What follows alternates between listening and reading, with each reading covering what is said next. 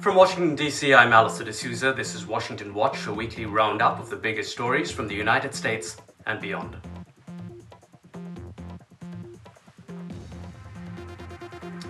Wall Street slides at the open and global stocks fell Friday as Trump's tariff jitters, they sent jitters in all corners of the world. Trump slaps sweeping duties on more than 90 countries, igniting fears of a global trade war. India sees 25% tariffs plus additional penalties over its Russia ties. Canada stung by 35% duties.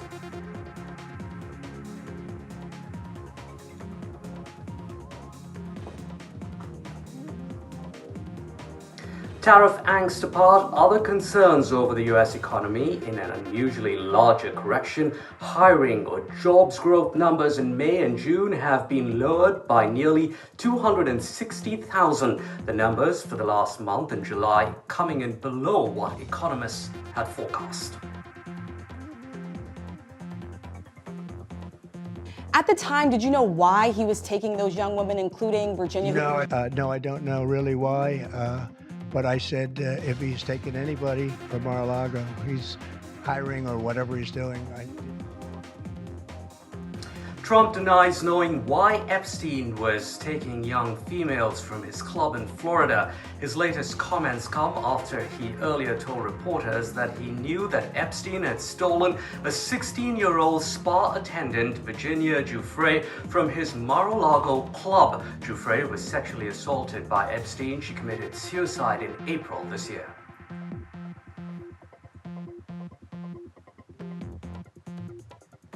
President Trump's Middle East envoy, Steve Witkoff, and U.S. Ambassador to Israel, Mike Huckabee, made a rare visit to Gaza Friday amid a starvation crisis. The United Nations says since late May, nearly 1,400 people have died along the routes of food convoys. The UN says they have mostly been killed by the Israeli military. He's done a bad job. Now he's got a meeting today, but I call him too late. You know, he's always too late. I hear they're going to do it in September, not today. For what reason? Trump lashing out at Fed Chief Jerome Powell after the U.S. Central Bank once again kept interest rates steady for a fifth meeting in a row. The move is in defiance in what some see as a bullying campaign by President Trump for the Fed to slash borrowing costs.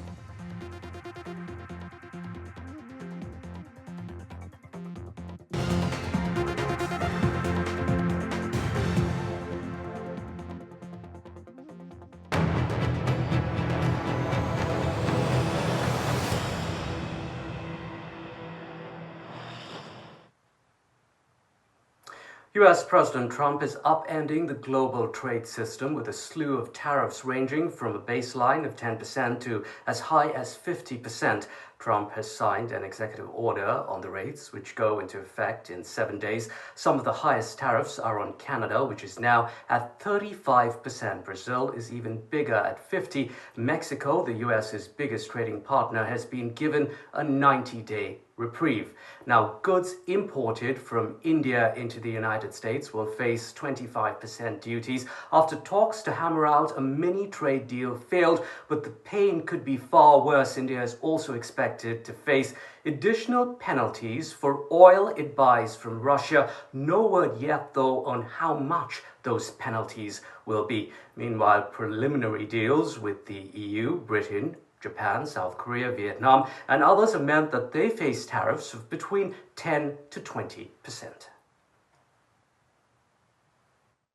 So it's a good deal. It's a huge deal. Yeah. It was tough negotiations. I knew it at the beginning, and it was indeed very tough, but we came to good conclusions for both sides. Let's take a closer look at the deal-making with Trump and the fallout. Also, what's next for countries hoping to strike a deal like India? We're joined by William Lee. William is chief economist at the Milken Institute. William, thank you for your time here on this Friday morning. Let's start by talking about those that managed to get that initial deal. On the one hand, it would be tempting to say that they have clarity now, but if we look at the EU, for example, it's seen as heavily tilted in favor of the US, French President Macron calling it a dark day. Why couldn't the EU and other countries have perhaps fought harder? Well, I believe a lot of the countries have their own national interests in mind, and they don't really want to open up their markets to foreign competition. So you find that a lot of countries don't want to make investments in the United States and partner with the U.S., as President Trump has requested. But I think the overall negotiations done by President von der Leyen has taken the interests of the entire EU in mind, and they find and they agree with other countries that it's much better to partner with the U.S., meaning invest in the U.S., open up their markets to U.S. firms, and integrate more with the world economy than it is to support national champions and stay with a high level of non-tariff barriers. So I think the diversity of views out there is one that still has to be reconciled. But overall, all of the deals that have been made so far are ones that where people or countries where they see the benefits of coming into the U.S. market and partnering with the U.S. as overriding benefits to being isolationists. William, how do you see the US's attempts at a bilateral deal with India playing out? New Delhi was one of the first to start negotiating, and a mini trade deal has really proved to be elusive. What do you make of New Delhi playing hardball and really not giving into Trump's demands? I believe that's a sad story because at the beginning of this year, when President Trump met with President Modi and the Vice President Vance was there with his family, the attitude toward India was so positive. India could have asked for almost anything and gotten quite a lot of concessions. But right now, because India has chosen to, as I said earlier, not partner with the U.S. and not open up its markets for U.S. firms, and has insisted on trading in the energy markets with Russia as extensively as it has, and continue to promote the BRICS agenda, which is one of trying to at least reduce the role of the dollar in international transactions. These last several months have, I think, pushed India away from the very favorable position that it had at the beginning of this year. Indeed, that's all we have time for here. Thank you very much, William, for joining us here. And of course, India maintaining its position that it's looking at food security and other reasons why it continues to keep its sectors like agriculture protected. Now, despite the tariff uncertainty in the near term, India appears to be keeping its eye on the prize, a larger bilateral trade deal with the US, which remains to be hammered out potentially in the next few months. Now, New Delhi reaffirmed the strength and resilience of India-US relations while also vouching for its partnership with Moscow given Trump's threats and slapping additional penalties over India's purchases of cheap Russian oil. Ties with any country, or all the ties that we have with various countries, they stand on their own merit, and they should not be seen from the prism of a third country. As far as India-Russia relations are concerned, we have a steady and time-tested partnership. Now, for over 5 million South Asians living in the US, tariffs could have an impact in all kinds of ways. Some worry about the cost of living in the US, which could curb disposable incomes, even hurting how much money they send back to India. The US is India's largest source of remittances. For Indian American entrepreneurs, it's worries over the high cost of imports, be it from India or elsewhere. Now, earlier this week, I met with one small business owner who says she's completely spooked. For months, it's been a guessing game on tariffs as far as Indian goods imported into the US go, but for stores like this one, the pain has already begun to creep in.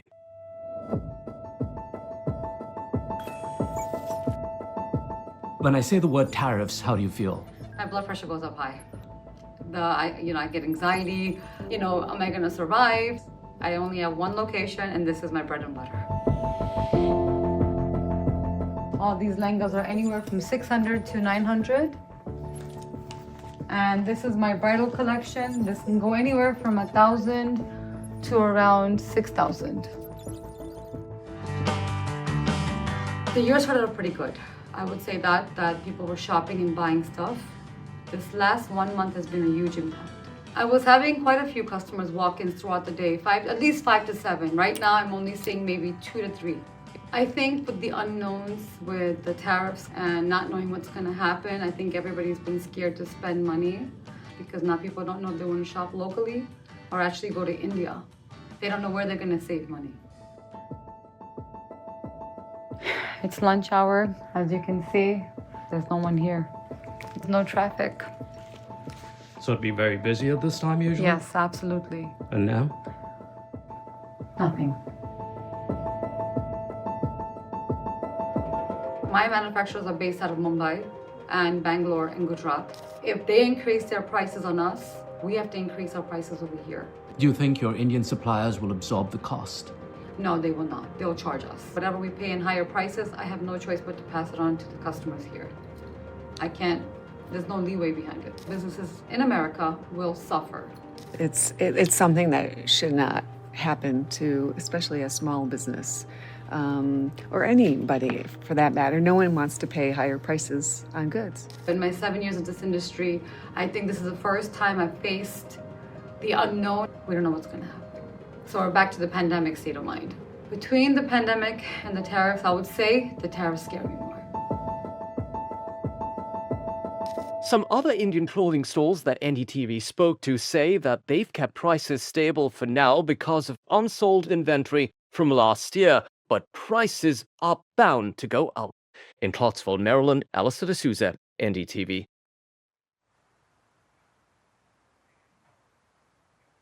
Now, according to a new YouGov and Economist poll, Trump's net approval rating has dropped to -15. That's a sharp slide driven by economic pessimism, also soaring prices and growing unease over his handling of immigration.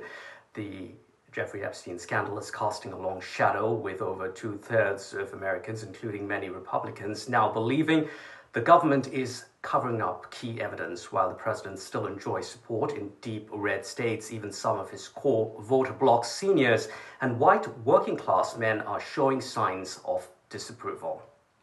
Now, this week saw several developments with the Epstein story. Here's what you need to know. One, Democrats have used an archaic law in a bid to get the Justice Department to release more documents related to the deceased child molester. The law from 1928 has seldom been used, and so its success really remains unclear. Now, the other headline on Epstein this week, a CBS investigation of the prison video on the night he died, may have inconsistencies according to the news network. It raises doubt over a person dressed in an orange suit approaching a staircase leading to Epstein's prison cell area. Federal agents have concluded it was a corrections officer, but a forensic video expert told CBS it was likely someone in a prison inmate's jumpsuit. Now, CBS also says only a tiny portion of the staircase was visible on camera, with large portions cut off. Both the Biden and Trump administrations have said Epstein died by suicide and was not murdered. Now, in other news, a Republican-led congressional committee has rejected a request by Epstein's convicted close associate, Ghislaine Maxwell, for immunity if she testifies before Congress. Meanwhile, the family of Virginia Giuffre, an individual sexually abused by Epstein, has urged President Trump not to pardon Ghislaine Maxwell. Giuffre was 16 when she worked as a locker room attendant at Trump's Mar-a-Lago club way back in the summer of 2000. Giuffre died by suicide in April this year. Giuffre's family are now demanding to know what exactly President Trump knew about Epstein after Trump publicly told reporters this week that Giuffre was stolen from Mar-a-Lago.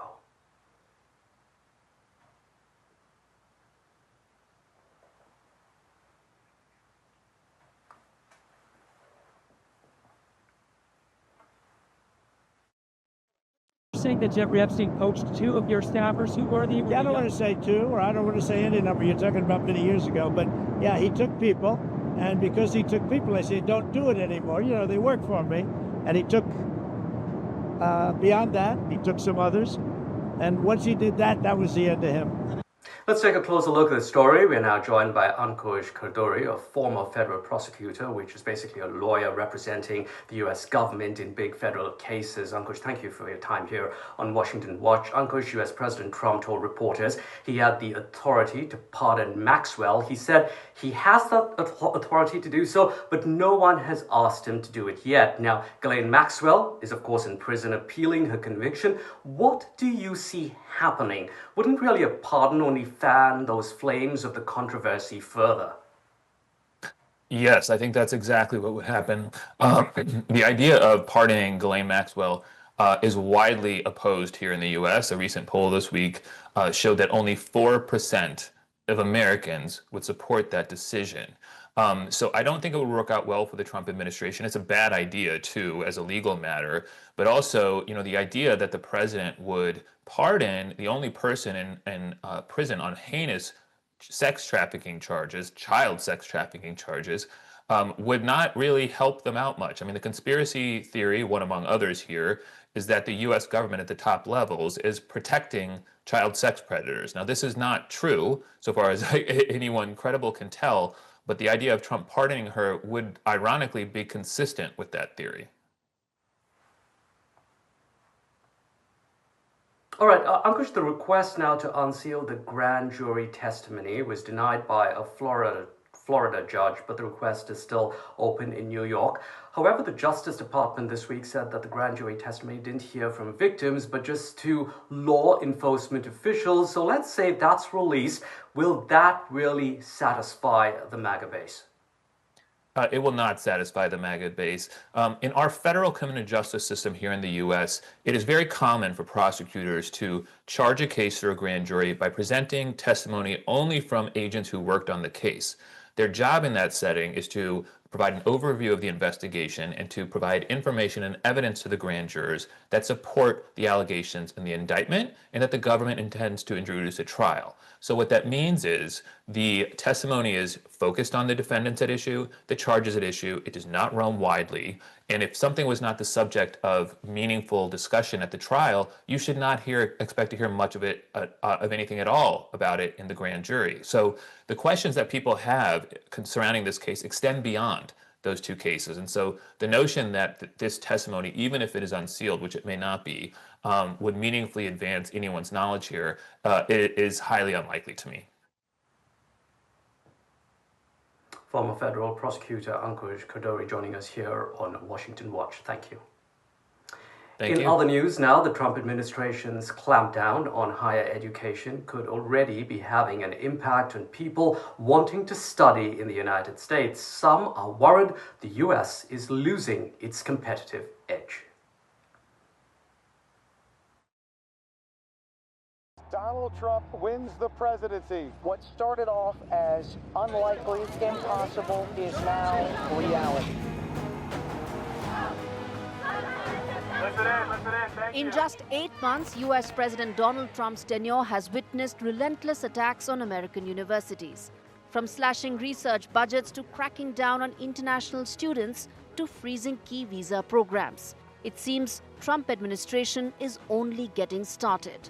Billions in federal research funding have been cut. And in early 2025, the administration froze $2.2 billion in government grants to Harvard University after it refused to comply with new federal rules on hiring and diversity. Consequences are cascading. A Nature survey of 1,600 scientists found out that 3 out of 4 are now considering leaving the US for Europe or Canada, with Trump's policies acting as the final straw. International students, long the backbone of American research, are being turned away. Visa interviews have slowed dramatically, and Chinese students in particular are facing widespread visa revocations. Foreign students contributed $38 billion to the American economy in 2023, supporting over 415,000 jobs. That pipeline is now under threat. In the startup world, the impact is already visible. Paul Graham, co-founder of Y Combinator, says founders are choosing to launch in London over New York, citing random deportations and an increasingly hostile climate for high-skilled immigrants. Meta's chief AI scientist warns the US is destroying its public research funding system. He says many scientists are actively exploring Plan B options in Europe. And it's already happening. British citizenship applications from American nationals rose 26% in 2024. Immigration lawyers in London report a surge in inquiries from American researchers seeking a way out. When a country's most skilled minds leave in search of better opportunities abroad, it's called brain drain. For decades, America was on the receiving end. Today, it's the one bleeding talent. Make America great again. Trump's America First promise is now triggering this unintended consequence. And this time, it's America's future that's walking out of the door. I will never, ever let you down. With Rhythm Arcadia, NDTV World. An increased sense of unease on Harvard's campus after the university agreed to a Trump administration demand Harvard would submit employment forms on thousands of staff it employs. These forms are used to verify the employment authorization of individuals hired for work in the United States. Now, Harvard says it will not be handing over details on jobs only open to students. Now, the latest demand is part of the government's ongoing battle with Harvard over pro-Palestinian protests. Let's take a closer look at how these employment details could affect foreign staff, including Indians working on Harvard's campus. We are joined by immigration attorney Pratibha Agarwal for more. Pratibha, thank you for your time here on Washington Watch. Pratibha, the Trump administration wants to see these employment forms, or I-9 forms, handed over by Harvard. What details are usually in there, and what in there could really land someone in trouble? Sure, thank you. Thank you for having me. So the I-9 form is a document that all U.S. employers are required to complete, usually on the first day of employment for all U.S. employees. So what's on the I-9 form? The I-9 form has some identifying information about the employee, but what it also is requiring the employer to do is physically verify that they have permission to legally work in the United States. All right, and how could what's in there land someone in trouble? Absolutely. So the typical scenario would be if someone put false information in the I-9 form. For example, let's say I am at my first day of work and I claimed that I was a US citizen and perhaps I did not have authorization to work in the United States. What would happen then? This is misrepresentation. It could be considered fraud. It could prevent me from becoming a US citizen. It could prevent me from obtaining a green card. Another way that someone could land in trouble with regard to an I-9 form, and I think this is probably more likely the scenario with Harvard, is, for example, let's say the employer, such as Harvard, verified the employment documents on day one of employment. Let's say it's a student who had work authorization for 1 year to 3 years. That authorization could have expired. It could be an oversight on the employee's side. It could be an oversight maybe on the HR side of Harvard. This would put the student out of status. So this could impact them from, one, extending their student status. It could impact them from moving to a different visa type, like an H-1B, which is very common for students to move into, and it could ultimately impact their eligibility for a green card. Right. Thanks very much indeed, Pratibha, immigration attorney, joining us here on Washington Watch. Let's take a look at some other top stories making news this week.